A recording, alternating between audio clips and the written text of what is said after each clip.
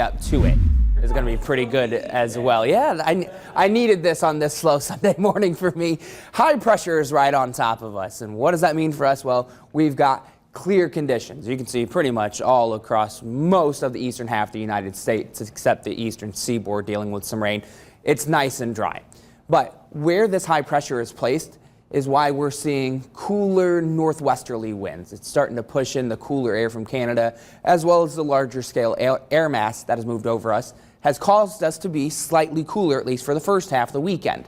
So you remember yesterday morning, if you were watching, all of this blue was actually shifted off to the west, and that has now moved on top of us. So compared to this time yesterday morning, we're actually 8 degrees cooler, but Chicago is 6 degrees warmer. So that's moving our way. We've got that warmer air that's pushing in today. So if you want to golf today, if you need to wash your car, if you're going to garden, whatever it is, the Cherry Blossom Festival, it's going to be a nice day to spend outside. 57 at 9 a.m., so still a little bit chilly.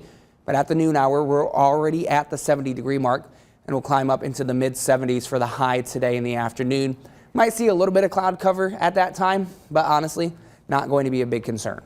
Now, when we consider our large-scale weather pattern, I mentioned this yesterday, we're going to see a ridge of high pressure build in, and all of this warm air is going to start to push our way.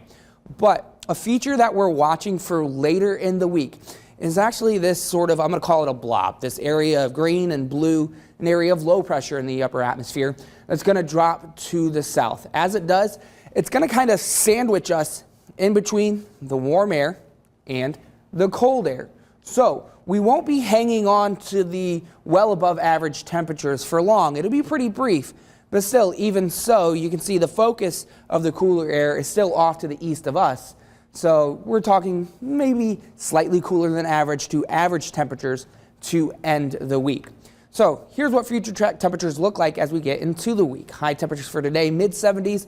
Monday will be in the upper 70s. Tuesday will be in the low 80s, as will Wednesday. But then you can see, as we get into Thursday, how things are changing.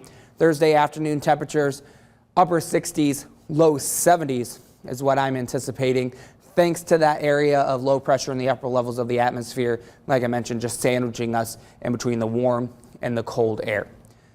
But as we get into the later part of the year and these hotter days start to become more and more numerous, here's how you can keep your car cool. Here's a couple of tips. Make sure to park on the lighter pavement. Keep your windows cracked in your car and maybe park under a tree to put it into some shade.